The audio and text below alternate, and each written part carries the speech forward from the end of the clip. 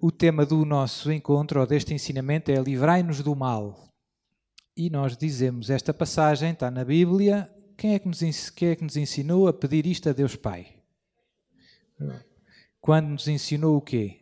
O Pai Nosso, que é a oração mais importante para nós cristãos, porque foi aquela que Jesus nos ensinou. Eu vou ler a passagem do Evangelho de São Mateus, em que temos o Pai Nosso, está no longo discurso da montanha, nos capítulos 5 e 6, mas eu vou ler só esta passagem em que Jesus ensina o Pai Nosso aos seus discípulos. E diz assim Jesus, se alguém quiser depois ver lá em casa com calma, é no capítulo 6, versículo 5 até ao versículo 14. Quando orarem, não façam como as pessoas fingidas, que gostam de orar de pé, nas casas de oração e às esquinas das ruas, para toda a gente as ver.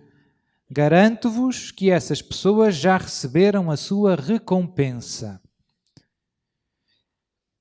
Tu, porém, quando quiseres fazer oração, entra no teu quarto, fecha a tua porta e ora ao teu Pai que está presente, sem ser visto. E o teu Pai, que vê o que se passa em segredo, há de recompensar-te. Quando orarem, não usem muitas palavras, como fazem aqueles que pensam que é por muito falarem que Deus os ouvirá. Não sejam como eles. O vosso Pai sabe muito bem do que vocês precisam, antes de lhe pedirem. Portanto, devem orar assim: Pai nosso que estás nos céus, santificado seja o teu nome. Venha o teu reino. Seja feita a tua vontade, assim na terra como no céu. Dá-nos hoje o pão de que precisamos. Perdoa-nos as nossas ofensas, como nós perdoamos aos que nos ofenderam. E não nos deixeis cair em tentação, mas livra-nos do mal. De facto, se perdoarem aos outros as suas ofensas, o Pai Celestial também vos perdoará. Mas se não perdoarem aos outros, o vosso Pai também não vos perdoará. Palavra do Senhor. Eu gosto muito do Pai Nosso, como todos nós, e o Pai Nosso vale a pena meditar com calma. Hoje só nos toca falar sobre a última petição, livrai-nos do mal. Mas livra-nos do mal, foi o que Jesus nos pediu para rezar sempre. Vou só dizer 2 ou 3 ideias em geral em relação ao Pai Nosso. O Pai Nosso é uma oração muito concentrada, que tem 7 pedidos. Os 7 pedidos do Pai Nosso, nos 7 pedidos do Pai Nosso, Jesus ensina-nos o que mais nos convém pedir. Às vezes há coisas que a gente pede, mas às vezes pedimos mal, coisas que não nos convêm. Como às crianças. Oh mãe, quero um reboçado. Oh mãe, quero um gelado. E se as crianças, se a mãe ou se o pai fizesse tudo o que os filhos pedem, os filhos não iam ter muita saúde, ou iam? Não é? Comer reboçados o dia todo, aos 10 anos não havia dentes, não é? E por isso isto acontece na nossa vida espiritual. Às vezes, sem darmos conta, pedimos a Deus coisas que nos parecem boas. Parecem. Mas às vezes não são verdadeiramente. Às vezes acertamos. E então, o Pai Nosso, Jesus dá-nos uma grande ajuda, porque ensina-nos quais é que são as 7 coisas mais importantes que devemos pedir.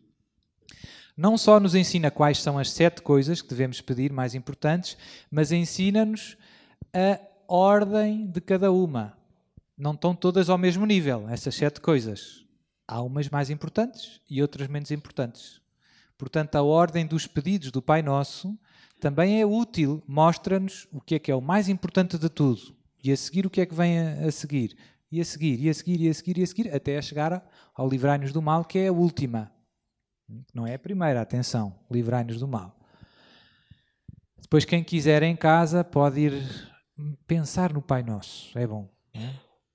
Pai Nosso que estás nos céus, santificado seja o vosso nome. É a primeira coisa que pedimos. O que é que isso significa? Venha a nós o vosso reino. O que é que isso significa? É muito interessante. Não é? Agora não temos tempo para ver com calma. E livrai-nos do mal. Ora aí está. Agora leu o meu pensamento. O Catecismo da Igreja Católica, que é o meu livro favorito a seguir à Bíblia. Quem é que tem o Catecismo? Muito bom. Isto é o melhor que há. É melhor que as trouxas de ovos do Luís da Rocha. Não é fácil. Não é? E que as queijadinhas de Beja. Também gosto do requeijão. Requeijão de serpa com açúcar e canela. Ui! Mas é a tal história. Às vezes não convém. Né? Os diabretes, não é? O Catecismo da Igreja Católica termina... Está dividido em 4 partes. A primeira parte é um comentário ao credo. O credo é o resumo concentrado daquilo que Deus nos revelou. Creio em um só Deus. Pai, então, a primeira parte é todo um grande comentário ao credo, em que explica estas verdades de fé. Deus disse-nos isto, isto, isto e isto. A segunda parte tem os sacramentos, os 7 sacramentos. Batismo, crisma, eucaristia, confissão, 7 sacramentos. Depois, terceira parte, tem os 10 mandamentos. Muito importante. Hoje alguns estão muito esquecidos. As pessoas só, quando se vêm confessar, dizem-me sempre: Sr. Padre, eu não mato nem roubo, não faço mal a ninguém. Mas não há só 2 mandamentos, há 10. Não é? E os outros? Quais outros? Não é? Então... vale a pena estudar. E no fim, na quarta parte do Catecismo, tem uma parte toda dedicada à oração. Explica o que é a oração, quais é que são as diferentes formas de oração, quais é que são os problemas que surgem na oração. Às vezes distraímos-nos, às vezes desanimamos, às vezes parece que Deus não nos ouve. O Catecismo explica tudo. Tudo. E no final de tudo, da quarta parte, termina explicando o Pai Nosso. E explicando o Pai Nosso, vai explicar cada uma dos 7 pedidos que eu acabei de dizer. Sr. Padre, boa ideia. Já estou curioso para saber. Hoje vamos só ver um bocadinho o que é que diz acerca do livrai-nos do mal. Porquê? Porque a tradução da Bíblia pode ser entendida em vários sentidos. Livrai-nos do mal? Qual mal? Podíamos perguntar. Não é? Então, vou ler só 4 pontos do Catecismo, como eu digo, sobre este tema do livrai-nos do mal. Há mais, mas eu vou só ler 4 e mesmo assim já é bastante. E a ideia é, o Catecismo vai nos ajudar a perceber o que é que estamos a pedir. Livrai-nos do mal. Isto é para a gente não ter doenças? Pode ser. É só isso. O que é que estamos a pedir a Deus Pai?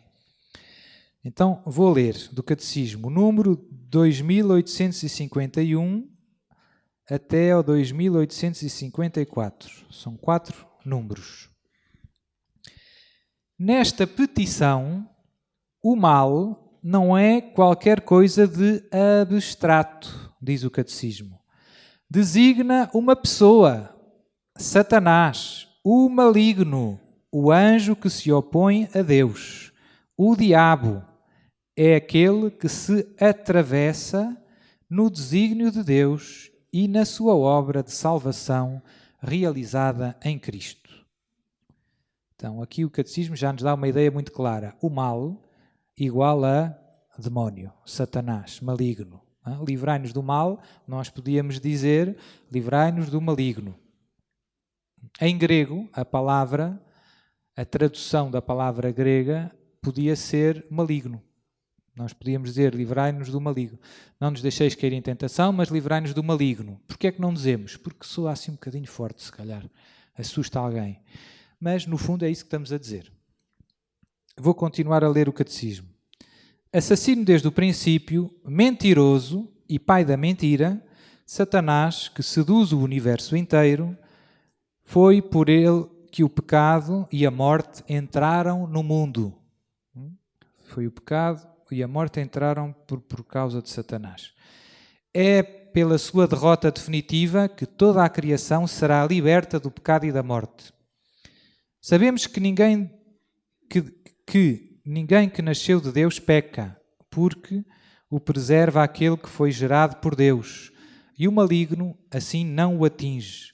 Sabemos que somos de Deus e que o mundo inteiro está sujeito ao maligno. A vitória sobre o príncipe deste mundo foi alcançada de uma vez para sempre na hora em que Jesus livremente se entregou à morte para nos dar a vida. Foi o julgamento do mundo. O príncipe deste mundo foi lançado fora. Pôs a perseguir a mulher, mas não logrou alcançá-la. A nova Eva, cheia de graça, do Espírito Santo, foi libertada do pecado e da corrupção da morte. Então enfureceu-se contra a mulher e foi fazer guerra aos seus outros filhos. É por isso que o Espírito e a Igreja oram: vem, Senhor Jesus, uma vez que a sua vinda nos libertará do maligno. Ao pedirmos para sermos livres do maligno, pedimos igualmente para sermos livres de todos os males, presentes, passados e futuros, dos quais ele é autor ou instigador. Esta é uma frase importante que eu queria depois comentar. Nesta última petição, a Igreja leva à presença do Pai toda a desolação do mundo. Com a libertação dos males que pesam sobre a humanidade, a Igreja implora o dom precioso da paz e a graça da esperança perseverante do regresso de Cristo. Orando deste modo, antecipa, na humildade da fé, a recapitulação de todos e de tudo naquele que tem as chaves da morte e a morada dos mortos. O Senhor de tudo é aquele que era e que há de vir. Então, destes 4 números do Catecismo, eu queria guardar no nosso coração 3 ideias principais. A primeira é, como acabamos de ouvir, o mal não é qualquer coisa de abstrato, designa uma pessoa, Satanás, diz o Catecismo. A segunda é a vitória definitiva sobre o mal que nós pedimos no Pai Nosso e sobre o demónio só estará concluída quando Jesus voltar, diz o Catecismo, uma vez que a sua vinda nos libertará do maligno.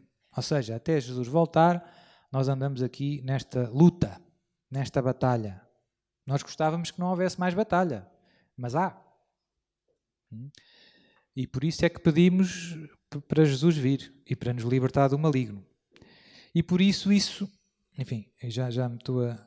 E por isso isto liga-se com outra petição do Pai Nosso, da qual eu não falei, logo a segunda. Santificado seja o vosso nome, venha a nós o vosso reino. Se nós fôssemos ver, a segunda coisa que pedimos do Pai Nosso, a que é que nos referimos? Referimos-nos à vinda de Jesus.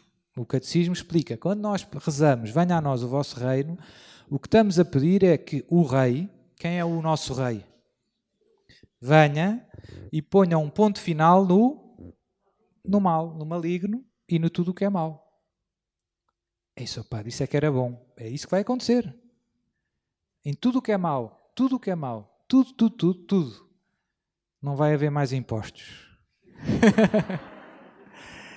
Mas melhor que isso, não vai haver mais doenças, nem discórdias, nem pecado, nem morte. Isso é bom? É isso que pedimos sempre que rezamos, venha a nós o vosso reino. Nós nem temos noção. Algumas pessoas vão ficar no desemprego. Os polícias, não vai haver ladrões. Os juízes, não vai haver zangas. Os hospitais, não vai haver doentes. Mas estão a perceber?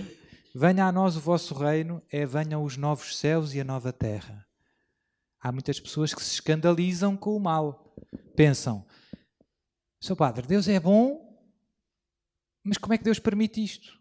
Agora este cancro, esta doença, este problema, o meu filho, eu só fiz bem, eu não mereço isto. Há pessoas que se zangam um bocadinho com Deus, que se revoltam um bocadinho com Deus. Porque se Deus é bom, como eu aprendi na catequese, E se Deus é Deus, portanto, se Deus é todo-poderoso, se Deus é quem manda nisto tudo, por que é que há o mal? É uma boa pergunta. É uma boa pergunta. A resposta é: Deus não é a causa do mal. Deus não criou o pecado nem a morte. Foi a nossa liberdade. A liberdade do homem tentado pelo demónio, já vamos ver. Portanto, a culpa não é de Deus. Mas Deus podia não permitir, Senhor Padre. É o que as pessoas respondem logo. E a resposta é: sim, Senhor, é verdade. Deus podia não permitir o mal. Deus podia não permitir. Porquê é que Deus permite, então? Deus permite... A primeira ideia que queria dizer convosco é: Deus permite, primeiro, temporariamente. Ou seja, Deus está a tentar colar os cacos do vaso que a gente partiu, digamos assim. Pelo pecado, nós estragámos a obra dele, que estava perfeita e maravilhosa. Não é? E Deus, como diz São João no Evangelho, Deus amou tanto o mundo que mandou o seu Filho, para que todo aquele que nele acredita não pereça, mas tenha a vida. Ou seja, Deus está a tentar consertar o mal que nós fizemos, endireitar isto tudo. Mas está a tentar fazer isso de uma maneira, com uma estratégia, digamos assim, que nos ultrapassa, que nós percebemos até um certo ponto, mas que vai para além dos nossos pensamentos. E, sobretudo, Deus não quer tirar-nos o que nos deu. E Ele deu-nos a liberdade. Deus não volta atrás nos seus dons. Deus fez-nos livres, a gente pintou a manta, digamos assim. Deus não diz: agora estás de castigo, dá cá a liberdade. Senta-te aí quieto. Não, Deus não faz isso. Deus não faz isso. Deus respeita a nossa liberdade. Não volta atrás com a sua palavra, mas arranja uma maneira de restaurar esta criação e a nossa própria vida que o pecado deformou, feriu, destruiu. Mandando o seu Filho, instituindo a Igreja, os sacramentos. Isso são as premissas do novo céus e da nova terra, onde o mal já não existe. Portanto, quando nós rezamos "Venha a nós o vosso reino", estamos a pedir a Jesus que volte e que ponha o ponto final definitivo no mal. Vai vir um dia, meus queridos irmãos, em que Jesus vai voltar e vai pôr um ponto definitivo no mal. Isto é a razão da nossa esperança. Nós esperamos este dia ansiosamente. Vem, Senhor Jesus. Infelizmente, às vezes em alguns cristãos, a vinda de Jesus é vista com medo. Espero que Jesus não venha já. E agora, se me apanhar aqui? Não é? Tenho isto tudo organizadinho. Não percebemos que a melhor coisa que nos podia acontecer era que Jesus voltasse. É o que mais desejamos. É uma vida plena em Deus, onde o mal não existe. É o céu. Esse dia vai chegar. Eu costumo dizer, para me animar a mim mesmo, cada dia que passa, falta menos um dia. Cada dia que passa, falta menos um dia. E nós devemos, e rezamos por isso, às vezes sem dar conta. Rezamos tantas vezes o Pai Nosso, estamos a pedir isso.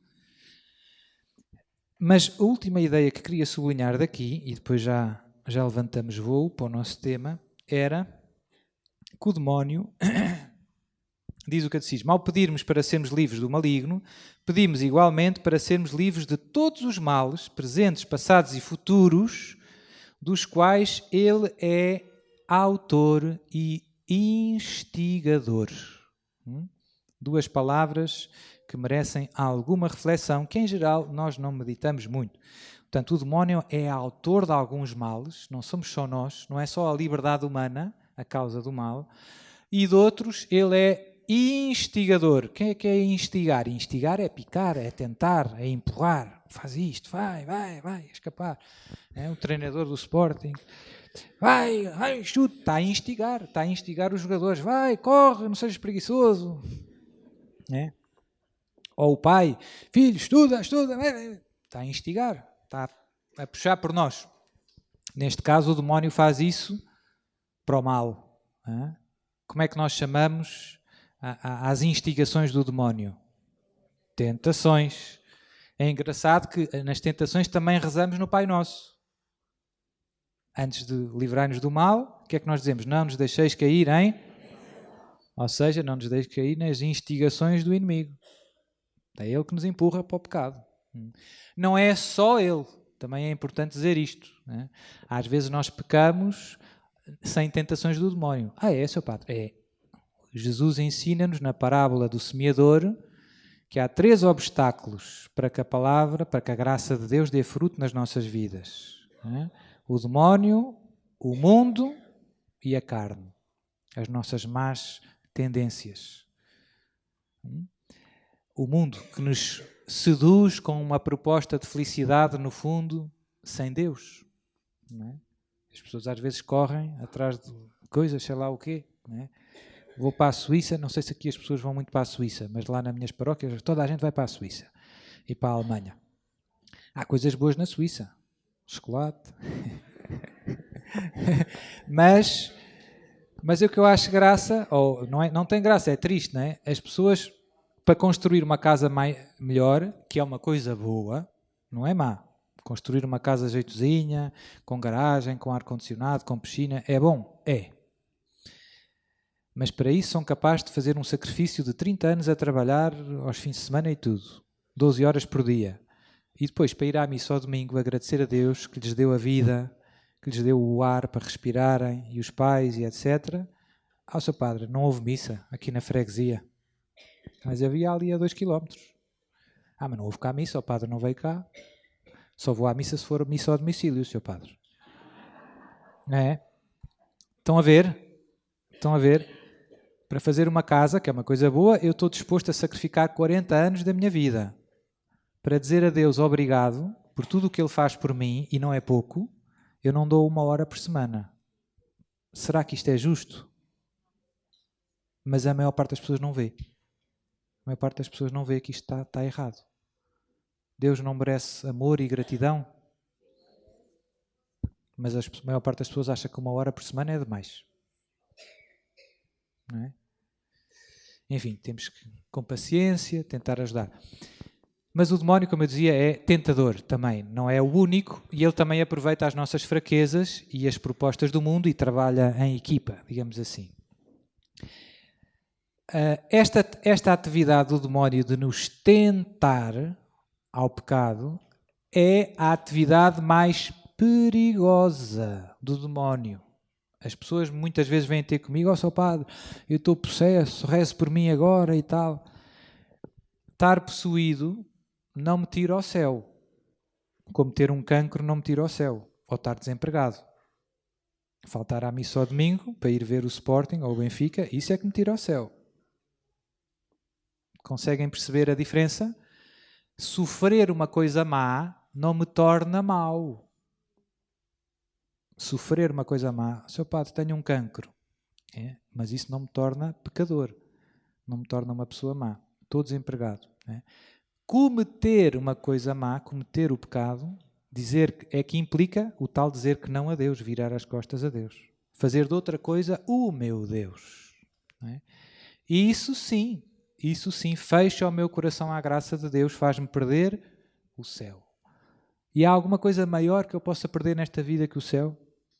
Não. Portanto, perder o céu, pecar, é sempre a decisão mais estúpida, podemos dizer assim.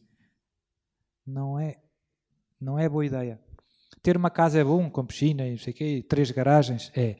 E o céu é melhor? Não estão muito convencidos. Não é? O céu, ganhar o Euromilhões é bom?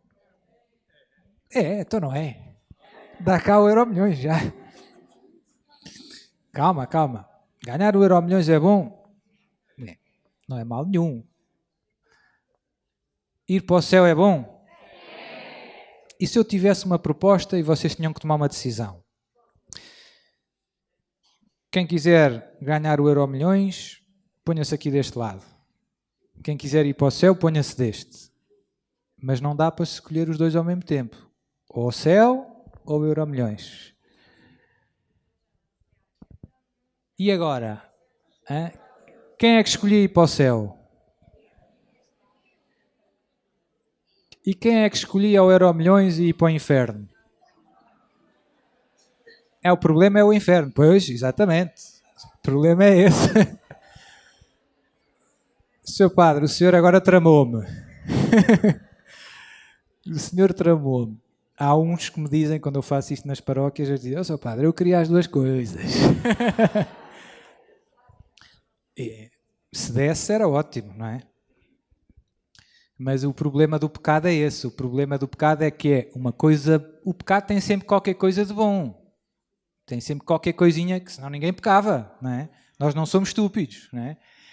O pecado é sempre qualquer coisa que nos atrai. Tem ali um bem que os teólogos dizem que é um bem aparente. Não é um bem pleno, não é algo que realiza plenamente a minha vida. Mas tem qualquer coisa, sabe bem. Ou qualquer coisa, não é? Pois, não é? Mas não é um bem que verdadeiramente me realiza. Portanto, é venenoso, digamos assim. Não é? Enquanto que o bem verdadeiro, o céu, é algo que me enche as medidas plenamente. E que começa já nesta vida. Não é preciso esperar pelo céu depois de morrer. Começa com a nossa comunhão com Deus. No dia do nosso batismo, começámos o céu. Nunca ninguém me tinha dito isso. Mas eu ainda estou cá na terra. É verdade, estás cá na terra. Mas no teu coração já está Deus. Pai, Filho e Espírito Santo. Já estás em comunhão com Deus. E o céu essencialmente é isso. É este estado de comunhão. Ainda não é uma comunhão plena, mas é uma comunhão real, verdadeira. E com cada sacramento, com o crisma, sobretudo com a Eucaristia, que vamos ter no final do dia, a nossa comunhão com Deus cresce. Se tivermos as disposições certas. Não é? É preciso crer e ter fé e amor. E por isso a nossa comunhão... E portanto a alegria do céu e a graça do céu já está, já começamos. São João, se vocês gostam de meditar na palavra de Deus, vale a pena ler as cartas de São João. São João fala muito. Nós temos a vida manifestou-se, a vida eterna. Ele fala muito. São João insiste muito que a vida eterna já começou. Lemos, escutamos, mas às vezes não entra. Pronto, mas voltando atrás. O pior que nos pode acontecer nesta vida é o pecado. Ter uma doença é mau? É. Estar desempregado é mau? É. Ter problemas na família é mau? É. Pecar é 1000 vezes pior, porque o pecado me faz perder Deus, a graça, a comunhão com Deus, a vida eterna. E o resto não é que sejam coisas boas. Estar doente é bom? Não. Estar desempregado é bom? Não. Ter problemas com a família é bom? Não, não é bom. Podemos rezar por isso, Senhor Padre, pedir a Deus que cure? Podemos e devemos. Mas não são os piores males, porque não nos roubam o maior dos bens, que é a vida eterna. E eu até vos vou dizer um segredo. Se nós formos espertos e os soubermos usar em nosso benefício, até podem ser uma espécie de trampolim para chegar mais alto no céu. Uma escada. Aquela doença, se eu souber aproveitar, ou seja, oferecer com amor, com fé a Jesus, pela minha santificação, pela minha salvação, pela remissão dos meus pecados, pela conversão dos pecadores, pela santificação do clero, etc, etc, etc. Por todas estas boas intenções, até é a ocasião de crescer nas virtudes, de ganhar méritos para a vida eterna. Senhor Padre, que bom! Tem tanta coisa para oferecer. Temos todos. Não é? Senhor Padre, mas eu vim cá para rezar por aquela doença. E agora? Não sei o que hei de pedir. Fala com Jesus. Mas podemos sempre pedir a cura é mau? Não. Mas os santos, né? Uma vez um leproso foi ter com Jesus e disse, Senhor, se quiseres, podes curar-me. Nós devemos pedir estas graças mais pequeninas, que são graças que não é necessário para a nossa salvação. São Tomás de Aquino, que é um teólogo que eu gosto muito, ele diz, sempre que pedimos uma coisa que é necessária para a nossa salvação, Deus concede-nos essa graça infalivelmente. Senhor, dá-me fé. Sem fé é impossível chegar ao céu. Deus dá-me sempre, não é quase sempre. Se eu pedir, Senhor, dá-me amor, dá-me paciência. Senhor, o meu marido tira-me do sério. Muita paciência. Deus dá-nos tudo o que precisamos para chegar ao céu. Quando pedimos graças que não são absolutamente necessárias para a nossa salvação, depende. A gente pede, Senhor, cura-me esta doença. E Deus cura? Às vezes sim, às vezes não. Porquê? Porque Deus sabe o que mais me convém para a minha santificação e salvação. Deus sabe mais. O seu padre já viu alguma cura? Já. Mas cura de doença grande? Já. De tumor? Já. Deus cura. Simples. Né? Com um Pai Nosso. Com uma Ave Maria. Pedir e a pessoa chegou ao hospital e voltou para casa. Chegou ao bloco operatório, fizeram exames, olha, não há tumor. Ele voltou para casa. O Sr. António, de Cambres, ali mesmo ao lado de Lamego. E por aí afora.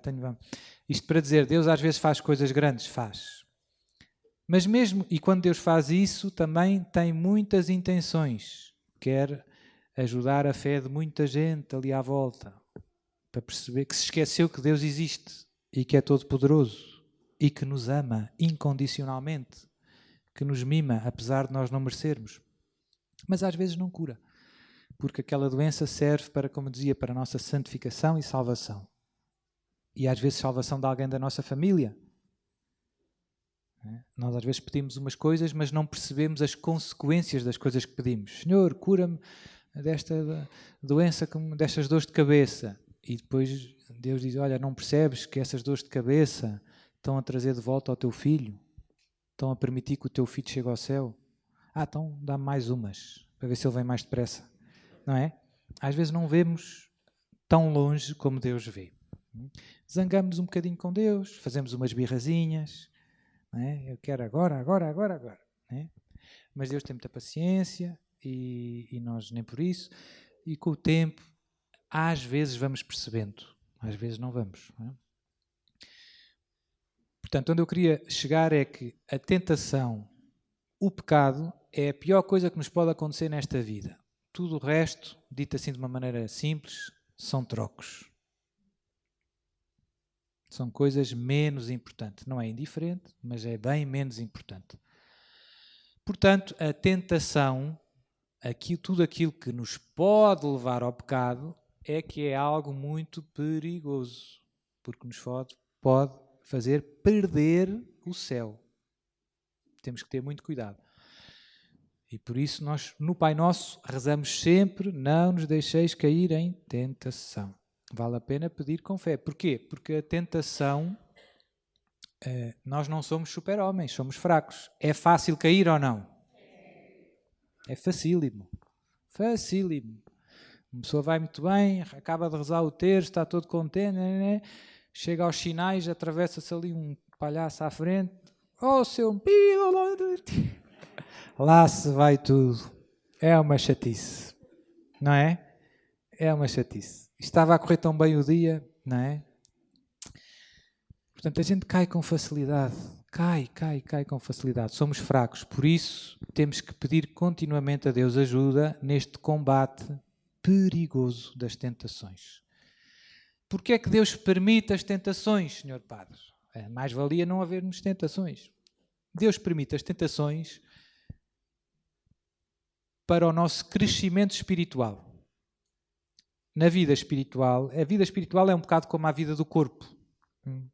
Se quando eu nascesse, a minha mãe pusesse, havia aqueles carrinhos de criança, não é? Carrinho, a criança está ali, às tantas a gente vai comendo e crescendo. Se a minha mãe nunca me tivesse tirado o carrinho, acham que eu conseguia andar? Não é? E pegar, não sei em quê, num copo ou num machado, não? Os músculos tinham-se atrofiado.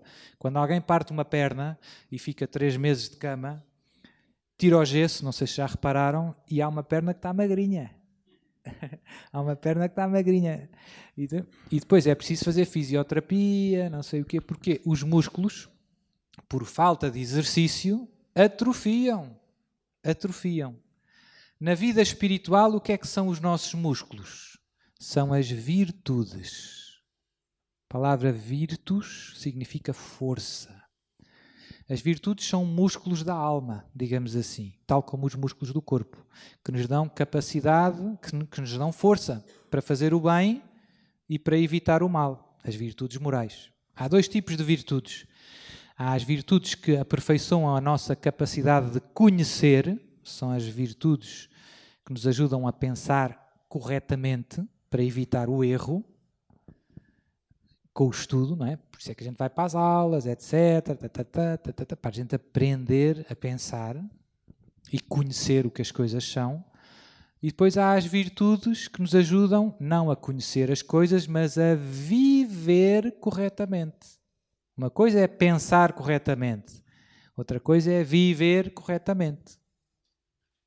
Que estão relacionadas, mas às vezes a gente conhece pessoas muito inteligentes que vivem muito mal. E às vezes ao contrário, pessoas que vivem muito bem, que são muito santas, mas que não sabem ler, ou que não pensaram muito. Se bem que, para ser santa, há sempre uma grande sabedoria por trás, mas pode não saber muito de matemática e de outras coisas. As virtudes são os músculos da alma. Deus permite as tentações, porque as tentações são a ginástica, entre aspas, do dia-a-dia, para as nossas virtudes.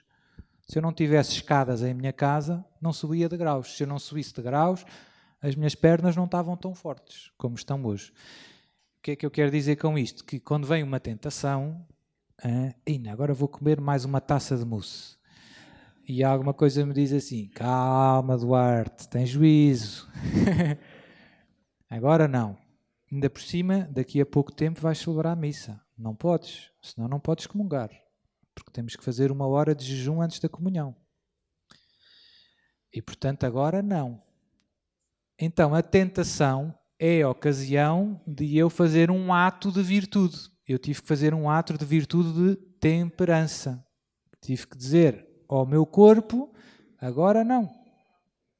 Coisa que pouca gente... Hoje em dia, esta virtude não está na moda. A gente faz tudo o que o corpo pede. Queremos dormir, dormimos. Queremos comer, comemos. E por aí afora. E depois queixamos-nos. Depois vamos ao médico. Sr. doutor, não sei o que é que se passa comigo. Olha, tenha juízo. Não é? Os que os médicos dizem, Jesus já nos ensinou. Quer dizer, calma. Rapazes, calma. Não podemos fazer tudo o que o corpo manda. A virtude ajuda-nos a viver bem. E as tentações obrigam a fazer escolhas, a combater. Quando fazemos as escolhas certas, os nossos músculos espirituais crescem. Problemas, dificuldades. Por exemplo, meu marido mói-me o juízo, senhor padre, só quer ver o Benfica, eu queria ver a canção nova, não posso. É preciso ter paciência. Pronto, para crescer na virtude da paciência, é bom ter um marido muito chato. Sr. padre, mas não era preciso tanto. Deus está-te a fazer uma grande santa, mas está-me a fazer uma grande santa muito rápido, Sr. padre. Às vezes é. Portanto, daqui se conclui uma grande verdade dita por um grande santo em relação ao tema do mal, que eu já introduzi há bocado, porque é que Deus permite o mal, as tentações, as doenças, etc. Porque Deus do mal consegue tirar bens maiores. Quem nos ensinou isto foi sobretudo Santo Agostinho. Santo Agostinho pensava muito sobre este problema do mal e também ficava um bocado surpreendido. Porque é que Deus permite o mal e tanto mal? Deus nunca permitiria o mal, diz ele, se do mal não conseguisse tirar bens maiores. Portanto, Deus tem uma espécie de etar, aquelas coisas de tratamento de águas residuais, ou daquelas fábricas de reciclagem que consegue, daquilo que não presta para nada, tirar ainda coisas boas. Muito boas. Aquilo que é só mau, Deus recicla e transforma em nosso favor. Eu nunca tinha pensado nisso, Sr. Padre. Pronto, por isso é que fazemos retiros também, não é? Senão não era preciso fazer retiros. É bom parar e pensar nestas coisas. Isto vai-nos ajudar a perceber isto, vai-nos ajudar a zangarmos-nos menos com Deus. Quando surge uma contrariedade, quando o meu marido muda para o Benfica, eu estava a ver a canção nova, a missa na capelinha, muda para o Benfica. Em vez de eu dizer isso, agora eu digo, Deus seja louvado. É preciso fé. É preciso fé e muita paciência. É verdade. É preciso fé e muita paciência. Mas este é o segredo, esta é que é a vida cristã. Caminhar pela fé. Exercitando as virtudes. Se nos falha a fé, se nos falha a paciência, não aproveitamos, não deixamos Deus reciclar aquele mal em bem. E às vezes pisamos o risco, não é? Parece que não há direito, só pensas no Benfica. A fé muda tudo. A fé é como se fossem uns óculos, a gente põe e vê as coisas de outra maneira. Mas isso do louvar é muito, Sr. Padre. Não é fácil, mas com a graça de Deus, com muita fé, é possível. É possível. É possível. Portanto, peçamos a Deus mais fé. Eu digo sempre isto muito porque vejo que é um pouco a raiz de tudo. Nós vem, Sr. Padre, reze por mim, rezo, Jesus reza, Jesus compadece, mas peçamos sobretudo mais fé, para não encalharmos nas linhas tortas com que Deus escreve direito. As linhas parecem tortas aos nossos olhos, mas não estão tortas aos olhos de Deus. E nós encalhamos ali nas linhas tortas e resmungamos um bocadinho. Falta-nos fé. Portanto, peçamos hoje a Deus mais fé. Portanto, a tentação e o pecado são... O pecado é o maior mal. É a única coisa que me tira ao céu. É a única coisa que me devia tirar o sono, que me devia preocupar.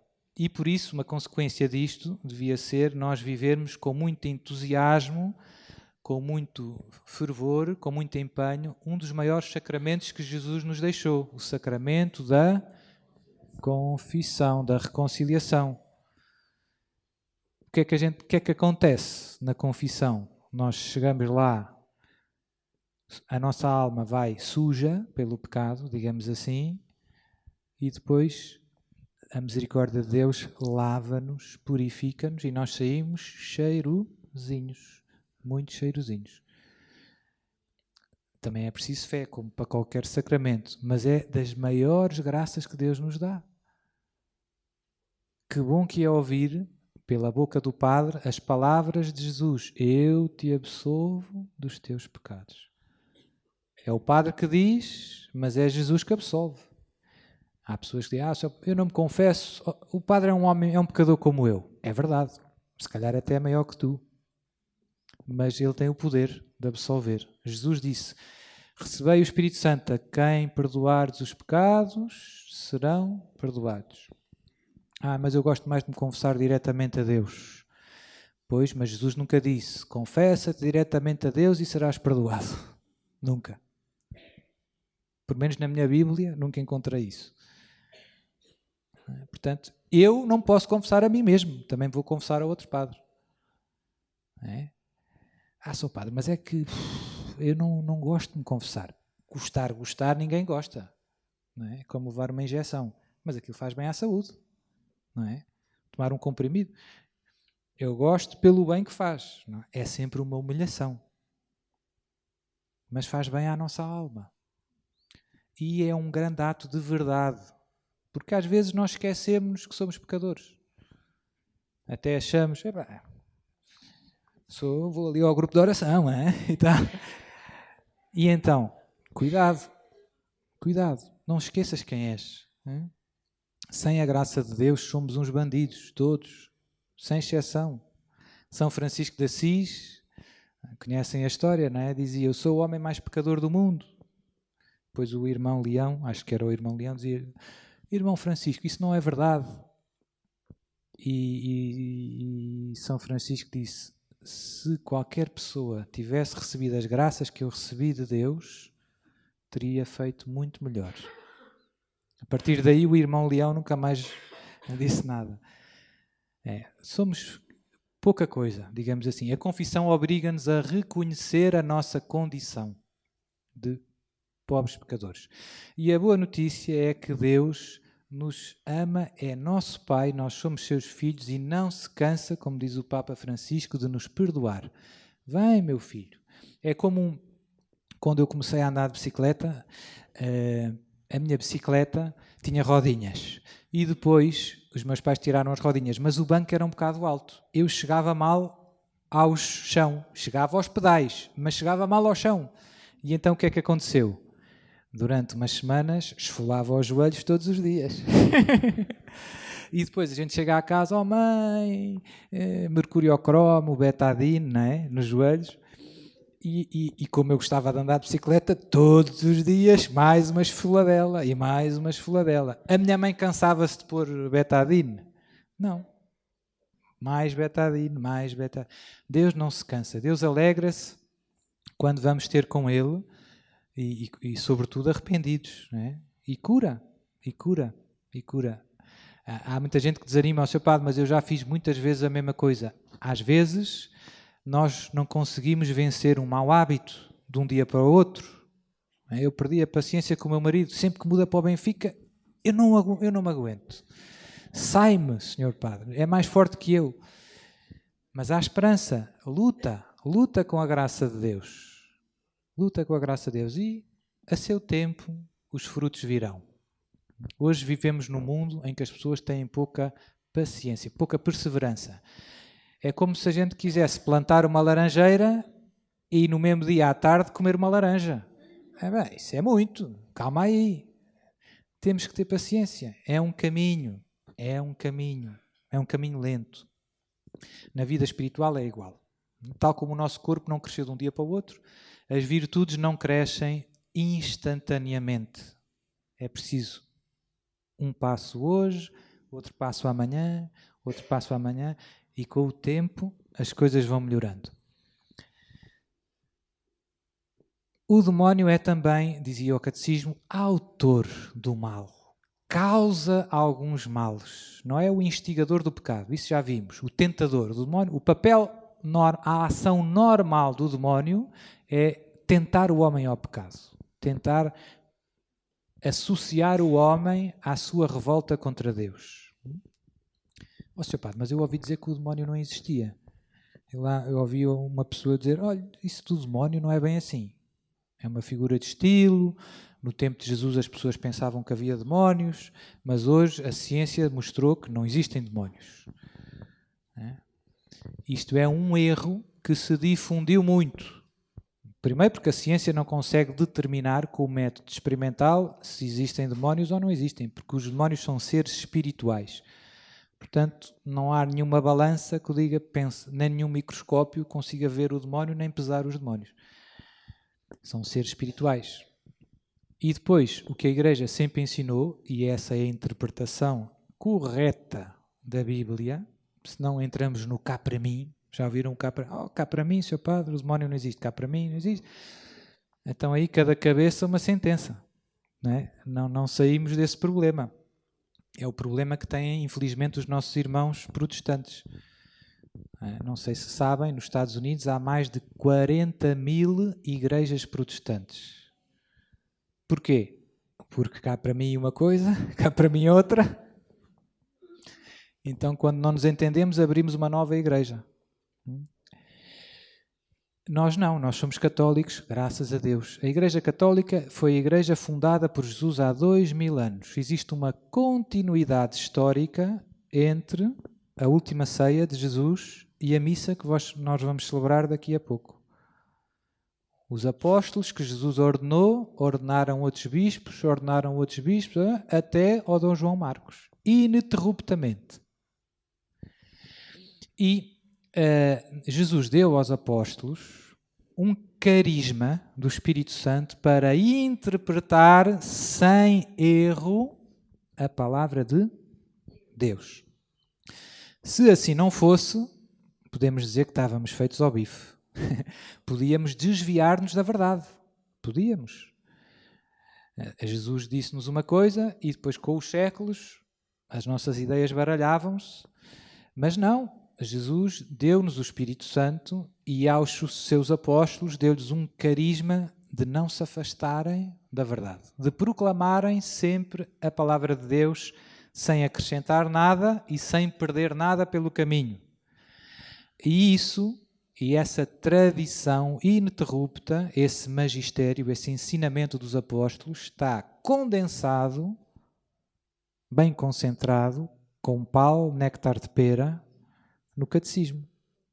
E o que é que o catecismo diz sobre o demónio, Sr. Padre? Diz que o demónio existe, não é uma figura de estilo. Portanto, está encerrada a questão. Quando algum de nós tiver uma dúvida, ouviu uma coisa estranha, não sei aonde, lá num centro comercial, deixa cá ver se isto é assim. O que é que eu vou? Onde é que eu tiro as dúvidas? Catecismo, não falha, tira e queda. O inferno existe? Eu ouvi dizer que não. Há lá uma catequista na minha paróquia que diz que não existe, que nunca vai falar do inferno às crianças, para não as assustar. O que é que o catecismo diz? Que existe ou que não existe? Pronto, não há discussão. O que diz é a Bíblia. Não é? Jesus fala mais de 20 vezes no inferno, no Novo Testamento.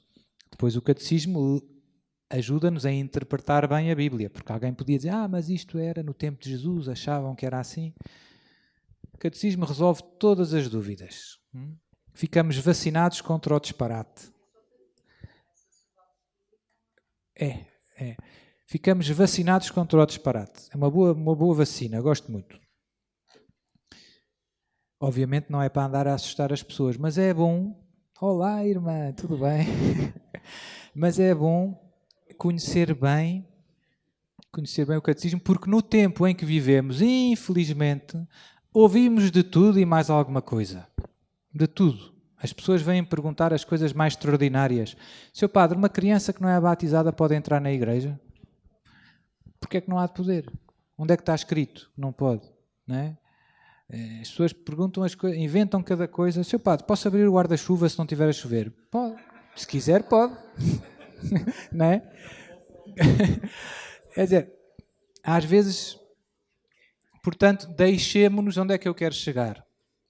Deixemo-nos guiar pela palavra de Deus e pelo que a Igreja nos ensina, para não desviarmos da verdade. Não é? Porquê? Porque às vezes há pessoas que vão à missa e vão aí, fazem, e depois, à segunda e à terça-feira, vão também ao mestre caramba, mestre bambu, deitar as... Então como é? Sou católico. O que é que diz Deus? Aqui voltamos ao catecismo e à Bíblia. O que é que diz Deus sobre isso?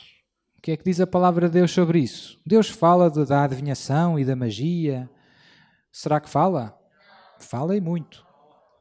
E o catecismo fala da adivinhação, da magia, do tarô, dos horóscopos? Fala ou não fala? Fala! Não fazia ideia, seu padre. Fala! Vai ver o catecismo. O que é que o catecismo diz sobre o tarô? E sobre a adivinhação? E sobre a magia? Sobre o espiritismo? Com estas palavras, não é com outras. São pecados graves contra a virtude da religião, que é uma virtude esquecida, que é uma virtude parecida com a justiça. A virtude da justiça, todos nós sabemos, dar a cada um o que é seu, não é? Alguém me empresta qualquer coisa, eu tenho que devolver. Deram-me uma Coca-Cola ali no bar, tenho que pagar. Dar a cada um o que é seu. A virtude da religião é uma espécie, não é bem igual, de justiça aplicada a Deus. Dar a Deus o que é de Deus. Jesus um dia disse, dai a César o que é de César e a Deus o que é de Deus. Se alguém quiser aprender um bocadinho sobre a virtude da religião, pode ler o que diz o catecismo. E se quiser aprender bastante, pode comprar o meu livro. Está aqui uma senhora que tem o meu livro, que é um livro fininho, mas em que eu tenho um pequenino tratado sobre a virtude da religião. Dar a Deus o que é de Deus.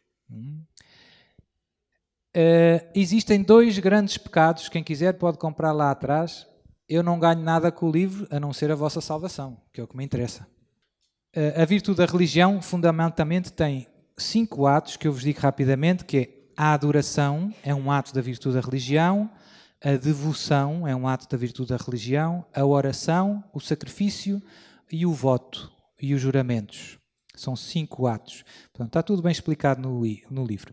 E depois há 2 grandes vícios, 2 grandes pecados que contrariam a virtude da religião. Tal como, por exemplo, contra a justiça, por exemplo, o roubar é uma forma de injustiça, de falta de justiça. Estão a perceber? Difamar alguém é uma forma de injustiça, porque é destruir o bom nome de outra pessoa. Incendiar o carro de alguém é uma forma de injustiça. Não é roubar, mas é destruir a propriedade alheia. Há 2 grandes vícios contra a virtude da religião. Um chama-se genericamente irreligião. Irreligião é não tratar como sagrado aquelas coisas que são sagradas, que são de Deus. Por exemplo, blasfemar, falar sem respeito das coisas de Deus ou das pessoas santas. Falta de reverência, por exemplo, entro na igreja e começo a jogar futebol lá dentro. Jogar futebol não é pecado, mas dentro da igreja é, ou no cemitério é. Porquê? Porque aquilo é um lugar sagrado. Aquele lugar merece um respeito, porque é de Deus, é a casa de Deus. Sacrilégio. Faltar ao respeito, por exemplo, infelizmente isto acontece, é triste. Coisas com os sacramentos. Né? Há pessoas que roubam a hóstia para fazer rituais de bruxaria e de magia. É um sacrilégio, é uma coisa muito grave. Simonia, tentar vender a graça de Deus. A graça de Deus é grátis, é graça. Se alguém tenta vender a graça de Deus, está a ofender a Deus, é uma forma de irreligião. E por aí afora, as maldições, etc. Tentar associar Deus ao jurar falso, digamos assim.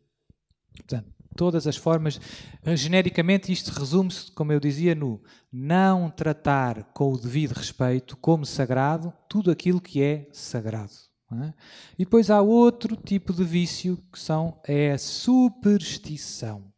A superstição, tecnicamente, é tratar como se fosse divino, como se fosse de Deus, aquilo que na realidade não é de Deus.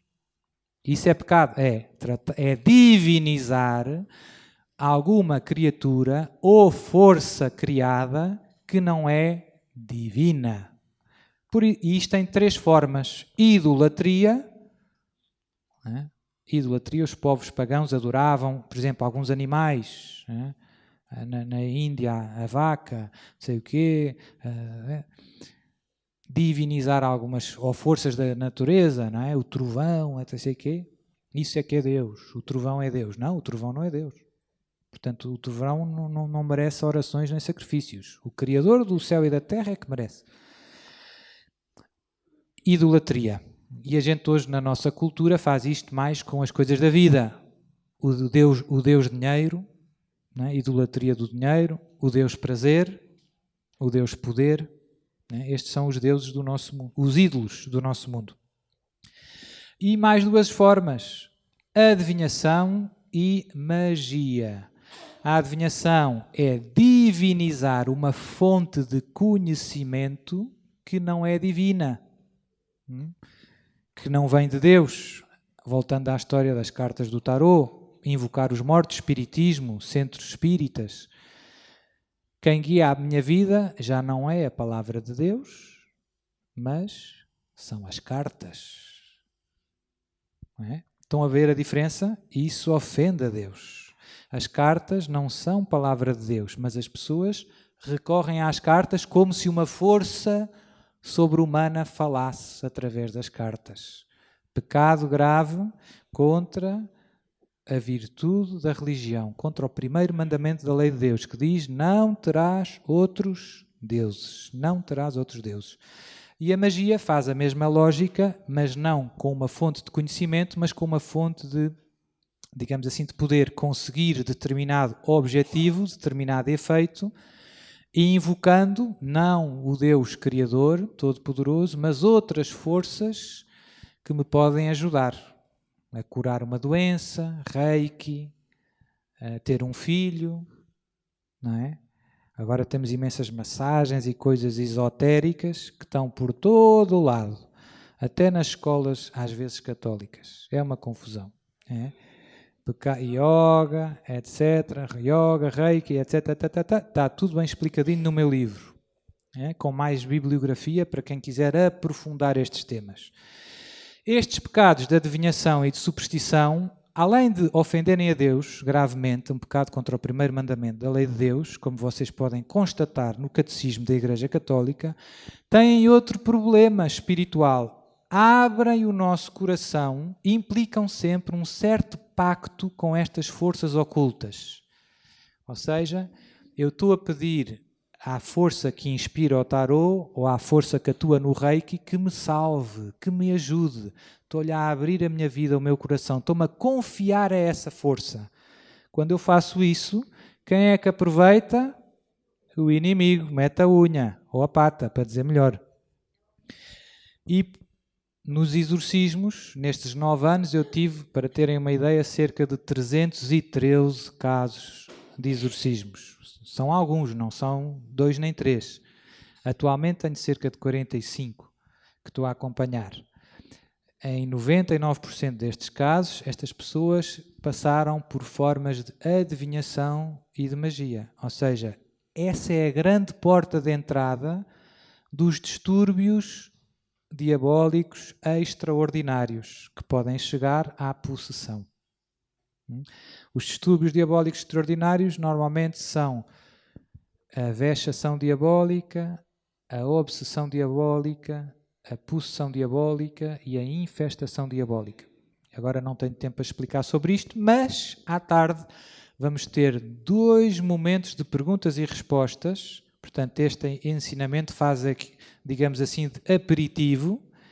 Cada um vai ficar a pensar nas suas dúvidas e o seu padre está aqui à tarde pronto para tentar ajudar no que... Portanto, quem quiser pode escrever uma perguntinha, entregar às irmãs. Se não houver perguntas escritas, pode fazer em voz, mas é melhor escrever. Normalmente há sempre pessoas que escrevem. E eu vou tentar o melhor que puder responder às vossas questões. Está certo? Bom, estamos com fome, não é? Então vá.